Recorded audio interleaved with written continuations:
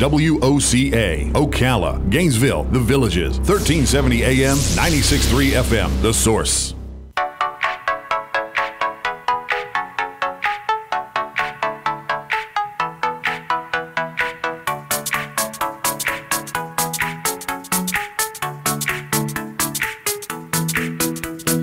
All right, thank you. Nice looking day out there, huh? 25 minutes before 10 o'clock, and we are going to talk about relationships, Robin. We're going to talk about you ladies and us guys, and why we're all nincompoops, all of us guys. That's a word I don't use. No, where did that come from? I don't know. We're just all.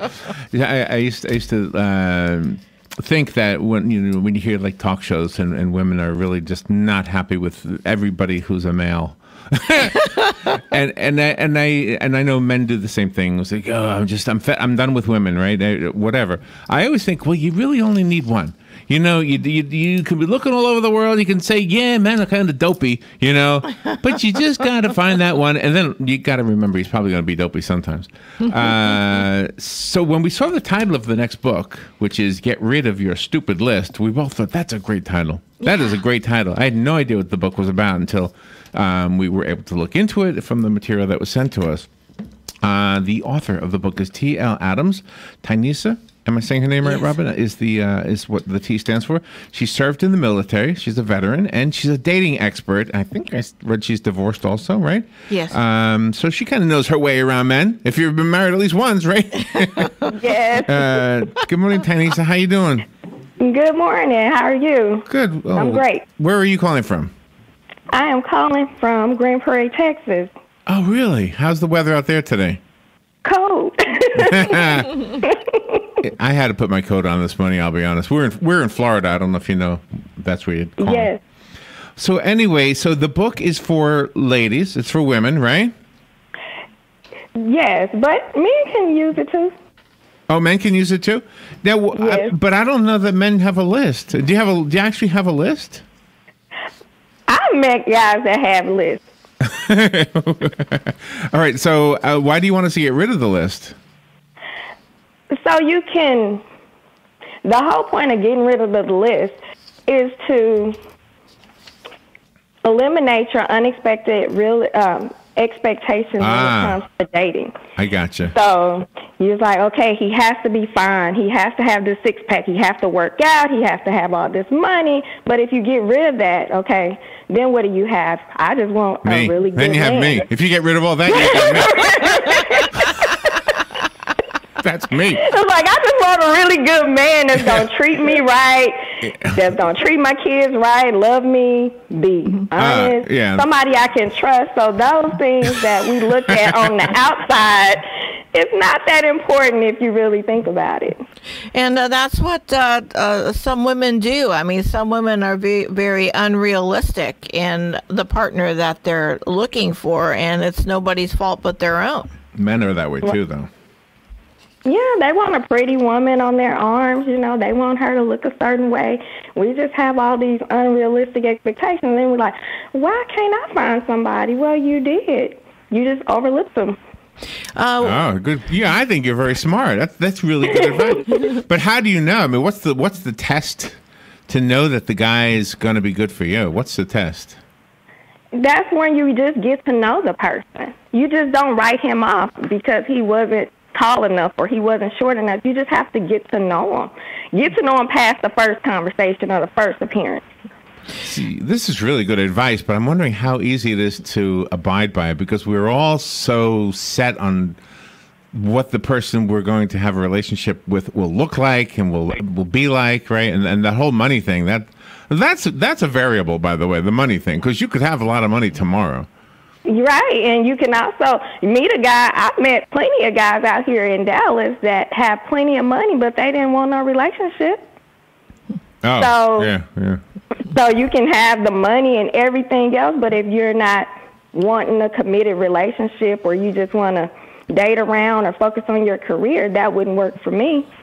So, and when a person has children and they are wanting to have another relationship, is it good to bring up Is it good to lay all the cards out on the table on the first date? For me, I do, because any guy that I talk to, I'm currently dating right now. I'm currently in a relationship right now. So we talk about kids. I don't introduce my kids to someone I just met, but I do. Okay, I have 2 kids, 13 and 11. This is where I am right now in my life. I'm not looking to just date around. I'm looking for one person. I'm looking to get married again. This is what I'm looking for right now. Take it or leave it. That's where I am. Yeah. But there's still a list, isn't there? It's just not the same list. And no, it's just a different type of list. I'm not looking at okay, he has to be tall, he has to be fine, he has to have 6 figures in his bank account, he has to have a big old house, because people can lose jobs all the time. You can always make money, lose jobs. Your figure ain't gonna always be the same, so I just look at things differently. Okay, so let's say the book sells 3 million copies, and now you're the rich one. Are you okay with a guy who doesn't have money, who hooks up with you? Or because I've heard this all the time, that men who have money, they don't have a problem being with women who don't. But women who have money, I've heard, now you tell me if I'm wrong about this, I will. don't really want to connect to a guy who has no money. They'd rather an equal as far as finances go. If you read the first chapter of the book, and how I got rid of the stupid list, I was in a relationship for a couple years, and the guy it wasn't even a match. I have a bit, house. He was in an apartment. I have a couple vehicles. It was just, I still talked to him. I still was in a relationship with him. He treated me and my kids well. So I don't look at the money like other people look at it, because as you go in the chapters, I've lost jobs, I've made money, I've lost money. So that's not on the top of my list. If I get someone that really treats me and my kids well, and there for me through the thick and the thin, then that's what I will keep. I will take that over. He sounds like a good guy. What happened? He didn't stick around? It just didn't work out, and it wasn't about money or anything like that. It just didn't work out, but because of the list, and I got rid of it, I got me somebody else. So it wasn't that hard. Normally, I've been divorced for, this year will be 9 years. So I found the dating, just talking to guys and getting to know guys, I would just cut them off after one conversation and wouldn't even talk to them no more. I wouldn't even give them a chance. Why? Because I was like, no, he didn't breathe right, or he didn't look right, or no, I just. Oh man! You had a sense about it then, right? Like, no, he too short for me, or oh no, he's too big, or nope, he don't have this, he doesn't have what I have, and I would just sit on that, and I just eliminated all these guys, and then I was like, okay, why am I single? Why am I here by myself? So, do you think when you counsel somebody, what is the common denominator sometimes in their conversations that they have with you? Is there one? Them. I found that for myself, and when I talk to women all the time, and they're like, why am I single, and why does it happen for everybody else? And I was like, well, have you taken a good look at yourself? Sometimes we're the reason.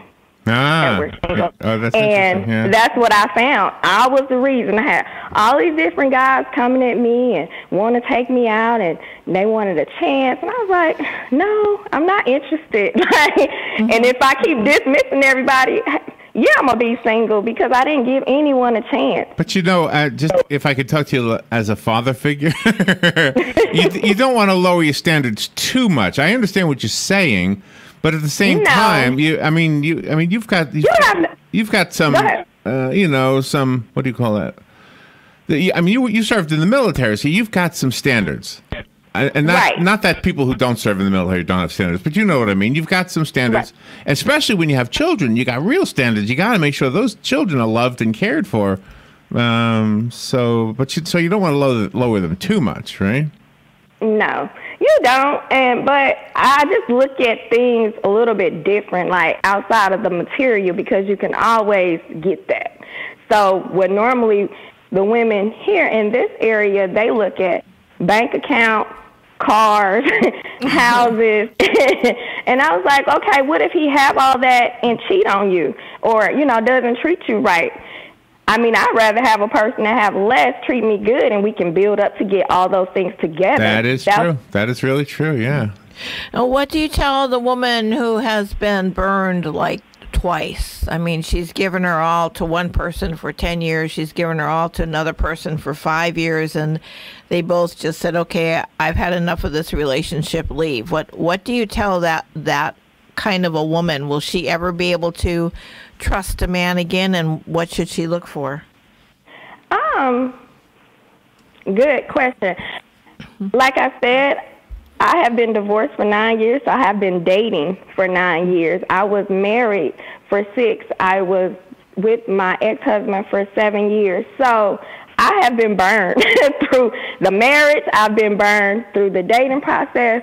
I would just say, don't give up on love just because this guy burned you and he broke your heart. You have to get to a point that you have to just take the risk anyway, because I'm not going to be by myself and just live my life alone because of this guy. And I know there's plenty of other guys out there that won't do it. You just have to be careful. You have to be cautious. Don't go in a relationship day one giving the person 100% of your trust. They have to earn that. In time, you have to just get to know them. Just take your time. Do you think age makes a difference? I don't mean difference in age. I don't mean like you're 30 and he's 60. I don't mean that.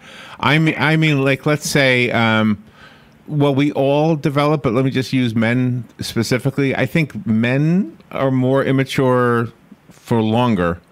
But after a while, they get some sense in them. So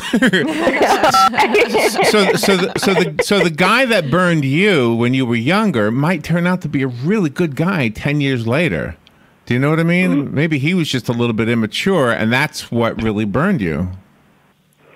Right. I do think guys mature later than women. We're ready. We're ready for marriage. That's where we grow up believing, fairy tale marriage. And men are not really. They don't really grow up in that same way. So I do think, he could be, but I don't know if I would give that person a second chance. That's it. If they burned me 10 years, if he burned me 10 years ago, I don't know if I was like, would I take a chance on you, or would I just take a chance on this new guy that ain't never. All right. And what you're saying right there is a good message to men. Because a lot of men ruin what could be a great lifelong relationship simply because they're stupid. Maybe they're addicted to their job, or maybe they have an affair. All those things that could cause a woman to say, you know what, I don't really want to have anything to do with you. And really, they need to pay attention in the beginning so that they don't mess up that relationship. That's the men's message, right?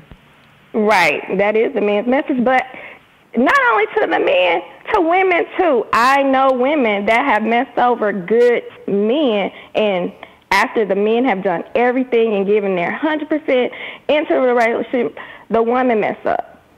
Yeah, I know. And then it's like they won't be that to the next woman. So it's a message to women too. It's like, no, you're right. If you have a good man or a woman in your life, don't mess it up.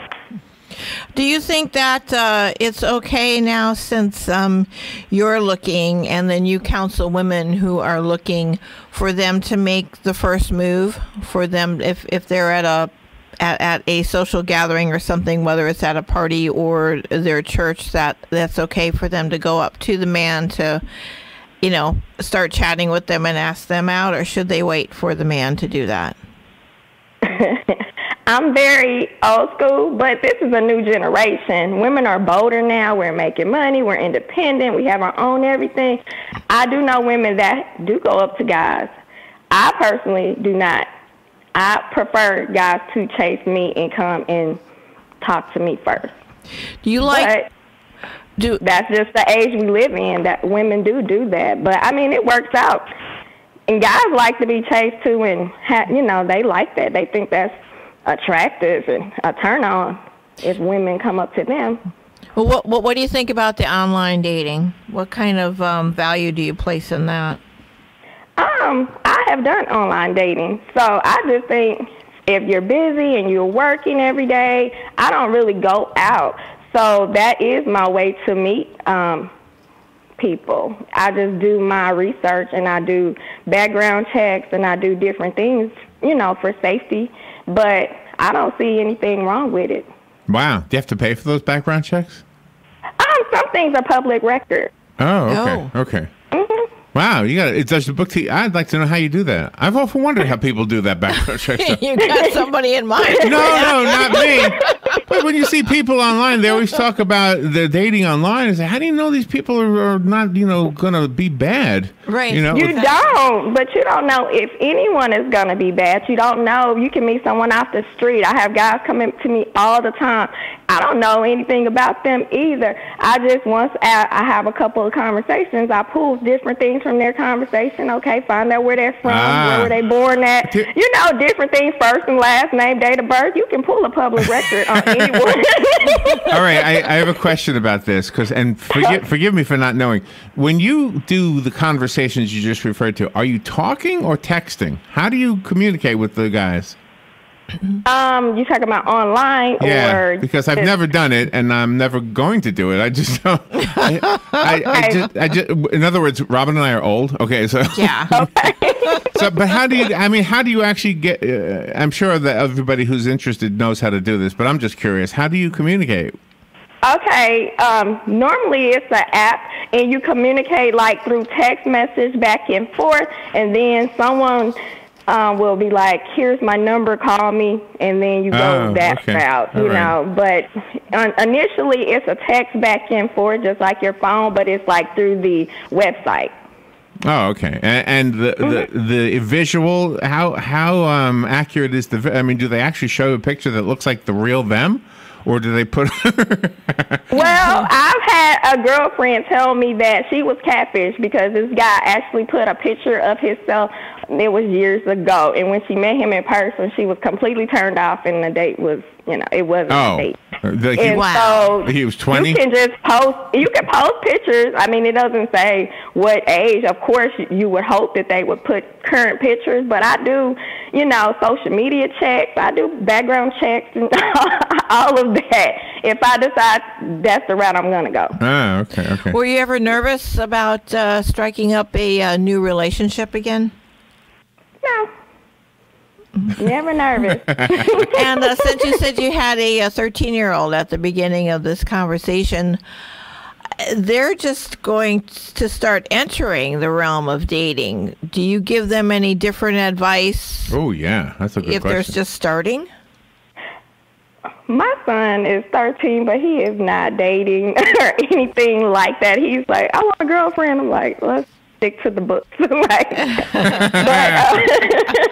I didn't have a boyfriend when I was 13, 14, so I try to stick to it. We really haven't had those type of conversations as of yet. But in 5 years he's going to be dating, right? Will you give him a list? Like make sure you open the door, make sure you pay for the meal. Are there some lists that are good lists in that regard? Yes, and so my son does that now. So it's like he always want to open my car door and wherever we're going, So he does that stuff now. So I don't even think I have that problem when he does start dating when it comes to that with females. So how do you, when you're striking up a new relationship, sometimes it's totally consuming and your career might start falling by the wayside. How do you achieve a balance to keep that from happening? I just make time. I feel like if this is someone that you're interested in and you really want to talk to and get to know, you would just make time. I work pretty much 40 hours a week, just like most people do. And I do have kids. I just make time. We make time for each other. And how do you make time just for yourself as a person? Because sometimes we need to have that alone time. When my kids are with their dad, that is my time that I have by myself when I just watch Netflix and just lounge around the house. I don't do nothing. And so nothing at all. I was like, I will not clean. I won't do anything. It's just me, that's what I do. I like the fact that you say that you can still be single and still be successful, that you have your own self to rely on. Yeah.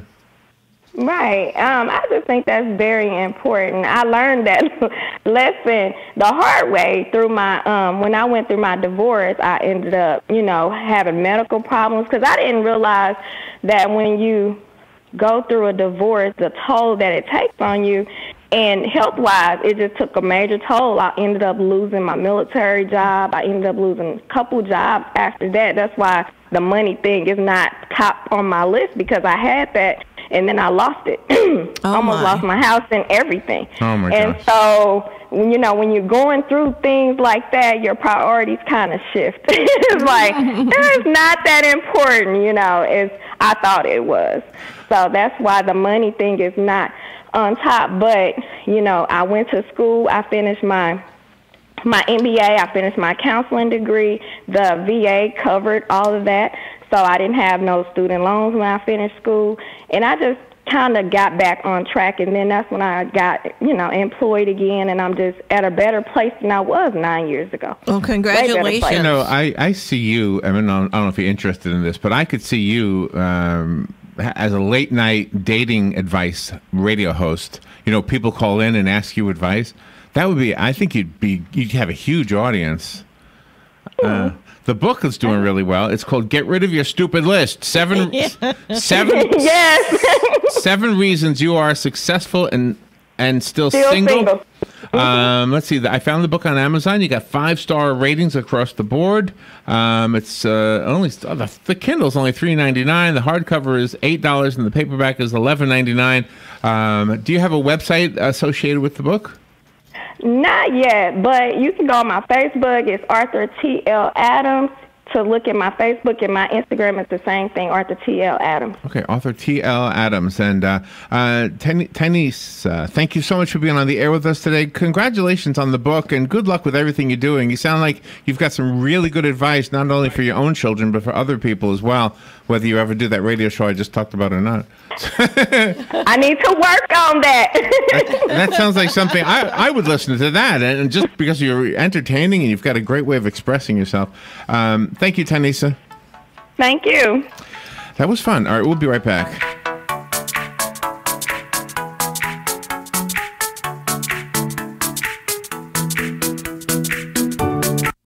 Friday will be a fairly sunny day, and it will be a nice one in the afternoon with a high of 71 to 75.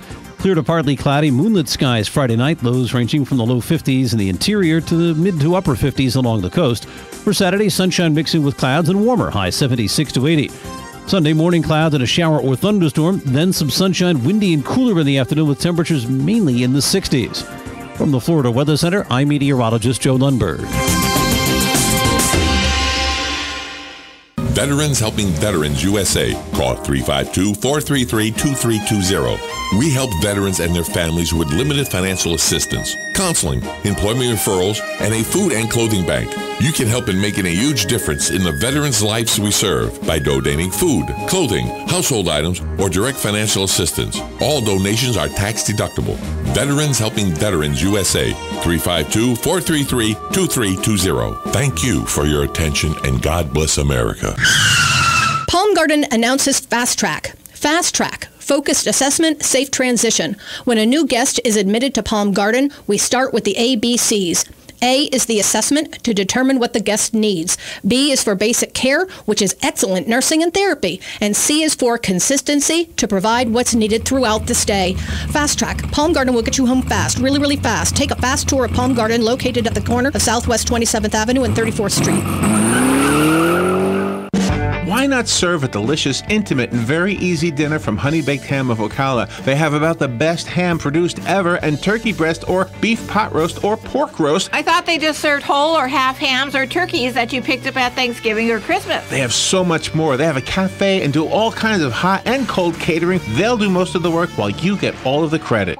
Fox News, I'm Chris Foster. House Democrats say they'll investigate a BuzzFeed News report about President Trump and his former attorney. Texas Congressman Joaquin Castro says if it's true, the president must resign or be impeached. The news site reporting that President Trump personally directed Michael Cohen to lie to Congress about